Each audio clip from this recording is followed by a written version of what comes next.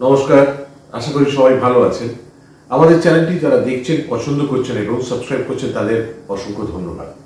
আপনাদের সাপোর্ট আমাদের অনেক দূরে এগিয়ে নিয়ে যাবে। আজকে আমরা কথা বলবো একজন বিখ্যাত গায়ককে নিয়ে, যিনি বাংলা ক্লাসিক্যাল সঙ্গীতের একজন প্রবাদ প্রতিম পুরুষ। 20 অক্টোবর 1920 সালে তিনি জন্মগ্রহণ করেন কলকাতায়।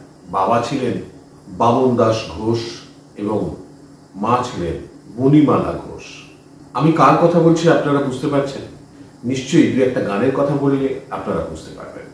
ও দয়াল বিচার করো, যেন কিছু মনে করো না, তোমার ভুবনে। এই ধরনের বিখ্যাত গানগুলো যিনি গিয়েছেন বা আমাদের উপহার দিয়েছেন, তিনি অখিল বন্ধু ঘোষ। তিনি কলকাতায় জন্মগ্রহণ করেছিলেন এবং পড়াশোনা করেছিলেন ভবানীপুরের নাসিরউদ্দিন স্কুল থেকে।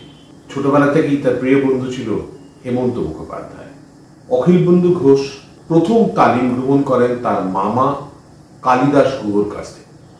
তারপর অবশ্য তিনি নিরাপদ মুখোপাধ্যায়, তারাপদ চক্রবর্তী এবং চিন্ময় লাহিড়ীর কাছ থেকে তালিম গ্রহণ করেন।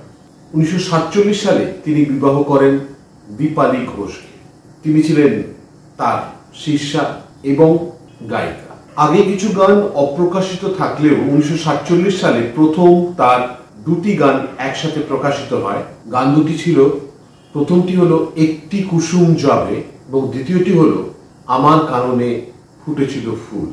আগে অনেক অপ্রকাশিত গান গাইলেও এটাই ছিল তার প্রথম রেকর্ড।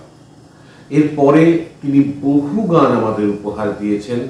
তার মধ্যে উল্লেখযোগ্য আজি চাঁদনি রাতে গো, ওই যে আকাশের গায়ে দূরের বলাকা ভেসে যায়, শিপ্রা নদীর বুকে সন্ধ্যা নামিল হায়, তোমার ভুবনে ফুলের মেলা, এছাড়াও ও দয়াল বিচার করো, যেন কিছু মনে করো না। এই সমস্ত বহু জনপ্রিয় গান আমাদের তিনি উপহার দিয়েছেন। তিনি জড়িত ছিলেন বেঙ্গল মিউজিক কলেজের সাথে, যেটা প্রতিষ্ঠা করেছিলেন ননী গোপাল ভট্টাচার্য 1940 সালে। 1988 সালে 20 মার্চ অন্ডাল থেকে প্রোগ্রাম করে ফেরার পথে তিনি অসুস্থ হয়ে পড়েন। প্রথমে তিনি পিজিতে এবং তারপর তিনি শম্ভুনাথে ভর্তি হন এবং সেখানেই তিনি শেষ নিঃশ্বাস ত্যাগ করেন। তার গান আজও রিমেক হয়ে চলেছে শ্রীকান্ত আচার্য, ইন্দ্রনীল সেনের মতো গায়কদের কণ্ঠে। তার অবিস্মরণীয় এই সমস্ত গান চিরদিন আমাদের চলার পথে, আমাদের জীবনের সঙ্গে থাকবে। এমন একজন ধ্রুপদী সঙ্গীত শিল্পীকে আমাদের এই ছোট্ট এপিসোডের মাধ্যমে আমরা শ্রদ্ধা জানাই। আজ এখানেই শেষ করি, দেখা হবে আগামী পর্বে। ভালো থাকবেন, নমস্কার।